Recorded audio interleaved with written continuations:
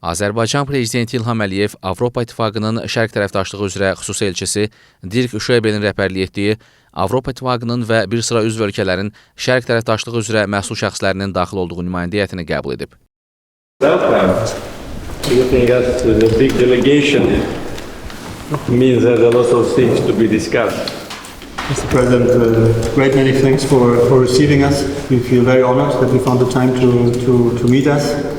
Perhaps I can start by shortly introducing myself and the colleagues and the delegation. My name is Dirk Şuebelin. I'm the newly appointed EAS Special Envoy for the European Union for the Eastern Partnership. But I'm not new to Azerbaijan. I've been many times here in past years in previous capacities, and I'm very happy to be back.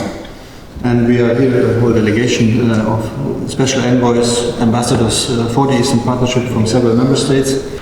We are all appointed special envoys for the Eastern Partnership to launch maybe a reloaded Eastern Partnership, to modernize it in the given situation, because obviously it is, we know that in the current geopolitical situation, new ideas, new incentives are needed, more tailor-made approaches. And that is also the reason why we are here. We want to listen from your side as well. How do you see it from your perspective? What can we do better? What can we do more tailor-made in our cooperation with Azerbaijan? I think the cooperation has developed very well over the last few years. We are moving ahead on many fronts. Energy, of course, goes without saying. But also on the political side, I think we have done a lot of efforts. President Michel is very active. You have met him many times, and you saw him also, as we all are, as European Union, on its progress. You know, we have no hidden agenda. We have no special agenda that we have here. We want simply to have a good cooperation and to move ahead in our cooperation. Many dialogues have been established, security dialogue, many others. We are ready to look into more. But of course, we will not forget about the main issue, the conflict. It is not a secret, I think, Mr. President, that we come from Armenia. We were first in Armenia. We had good talks, I must say, there. And I think the main message that we all got there is that Armenia is interested in peace as well. And we also hear that from the advisor that is also your interest. So whatever we can do to help contributing to this lasting, sustainable peace, so that this is once and for all put aside, that we can move on to prosperous Southern Caucasus region together with the neighboring countries. I think that would be our main wish as well, that we want to convey. One last thing on back to bilateral issues, our agreement. We still would like to ask you maybe to let us do another push that we can get it done. There's not much left that needs to be negotiated, as you know. So if we can have our bilateral agreement agreed, it would be another major step forward, of course, in our bilateral cooperation. And otherwise, we're mainly here in a listening role. Happy to hear your views, your ideas. We will convey them to our leaderships in our respective capitals. And otherwise, we are simply happy to be here and grateful to be received by you, Mr. President. Thank you very much. First of all, thank you for coming. I appreciate this visit. I think it's very important from point of view of proper evaluation of what we need to do in the future. And in general, you know that the substance and agenda of EU-Azerbaijan cooperation is very broad, and we are very satisfied with the level of cooperation in different areas, in political, economic, energy, humanitarian, and others.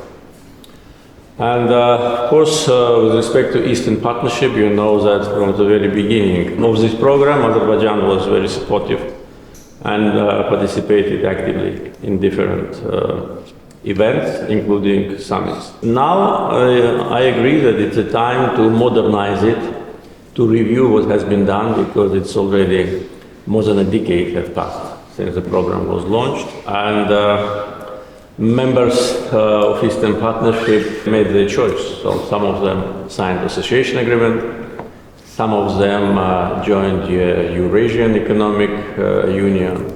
The only one is Azerbaijan, which did not join none of the formats. And economic performance, economic stability, political stability, And of course, liberation of our territories shows that our foreign policy was based on pragmatism and was targeted. And the main target was to restore territorial integrity of Azerbaijan, which we have done 2 years ago.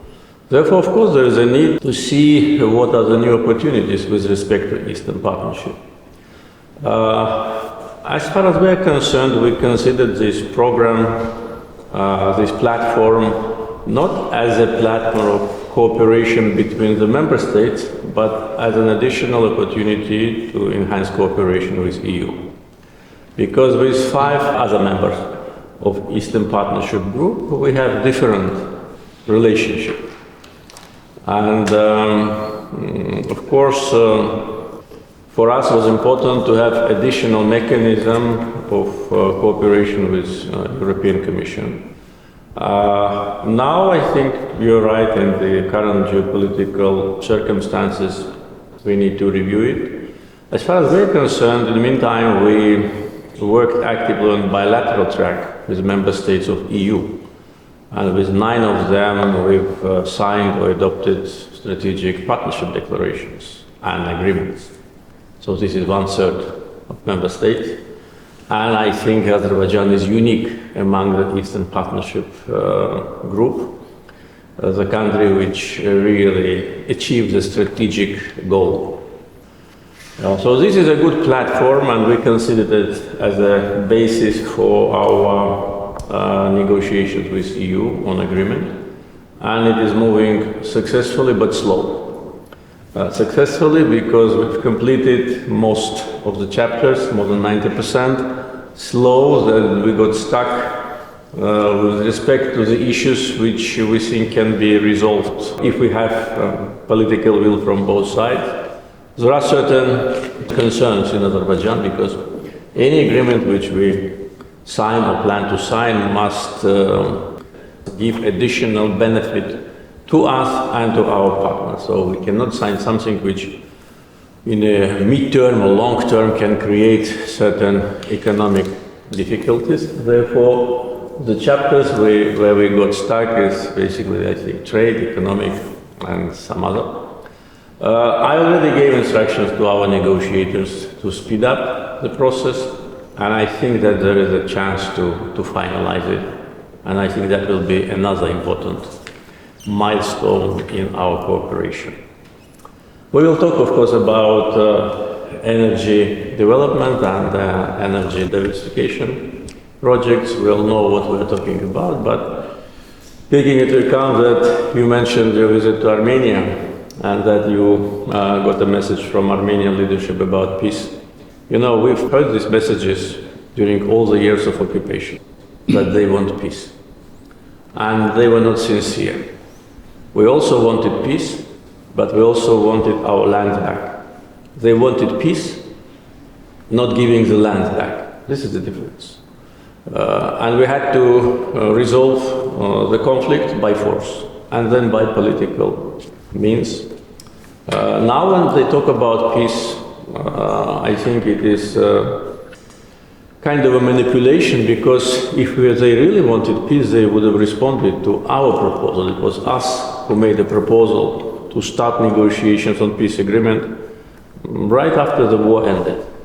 And that was one of the probably unique cases in the world history of the country which has been under occupation for so many years, which restored justice by force. And after the enemy was defeated and thrown out from our territory, we offered peace. Despite all the devastation, destructions Armenians created on our territory and the sufferings of Azerbaijan, we offered peace. We offered kind of a framework, that famous 5 principles. It was us who advocated for establishing the commissions on delimitation. It was us who was trying to find a ground for normalization of relations. Armenia was very reluctant in the first phases of the process. Now they talk about peace, but what do they mean? by peace. We do not actually understand. Because our position is very clear. It has been articulated many times publicly and also in my contacts with the leaders of European Commission, United States, Russia, the countries which have been involved and now they're involved in the process of normalization, that we need to have two tracks, Armenian-Azerbaijan normalization process and also issues related to Armenian minority in Azerbaijan, in Karabakh, with respect to their rights and security. Just yesterday, I had a phone call from Secretary Blinken, and once again, we talked about that, and we have full understanding that there must be two tracks, and they should not be mixed up. But statements from Armenia are very controversial. They say they recognize our territorial integrity and sovereignty. Not only say, but they sign under that in Prague and in Sochi. That means sovereignty over all our territory. We all understand what sovereignty means. At the same time, they want to incorporate issues related to Armenian minority in Azerbaijan into our peace agreement. It will not work. It is not possible. And we will not agree on that. Therefore, we need to have a very clear position from Armenian government about the agenda. And I told recently, if they want peace, we want peace. If they don't want peace, well, it is their choice. We didn't have peace for 30 years. What was the end of the story, Armenia should not forget. Therefore, again, we need to judge their actions by steps, not by words, because their words sometimes contradict what they do or what they plan. I don't know whether you got a direct answer from Armenian leadership about that. I doubt, because they want to keep this ambiguity, which is not helpful. And also, the country which wants peace should refrain from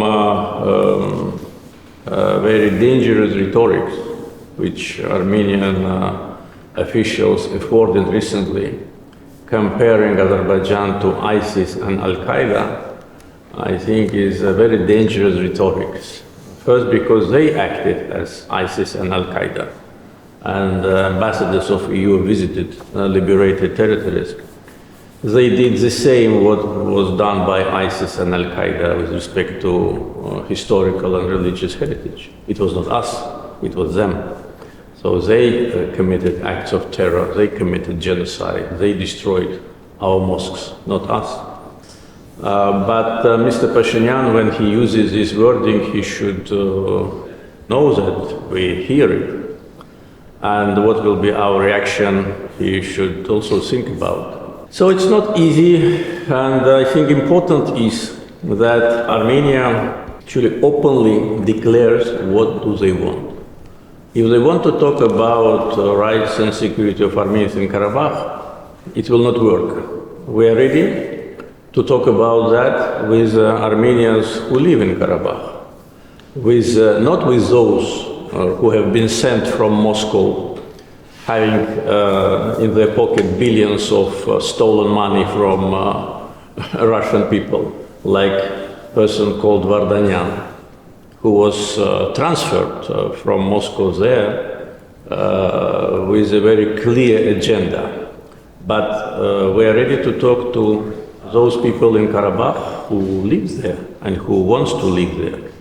And we are ready. And by the way, this process has started. If not for external interference and attempts to block this process from some countries, which I just mentioned, I think the process could have had a better dynamic. But it has nothing to do with Pashinyan and his government. As I said, and there is a, I think, consensus between Azerbaijan, EU, United States and Russia, those countries and institutions, which Azerbaijan sees as those can be helpful. Görüşdə Azərbaycanla Avropa İttifaqı arasında münasibətlərin inkişafı, Azərbaycanın Avropanın enerji təhlükəsizliyində oynadığı rol, nəqliyyat kommunikasiya sahəsində əməkdaşlıq məsələləri müzakirə edildi, ölkəmizin regional nəqliyyat logistika qovşağı olması vurğulandı. Söhbət zamanı Ermənistanla Azərbaycan arasında münasibətlərin normallaşdırılması və sülh sazişinin imzalanması, sərhədlərin delimitasiyası, regional təhlükəsizlik və qarşılıqlı maraq doğuran digər məsələlər ətrafında geniş fikir mübadiləsi aparıldı.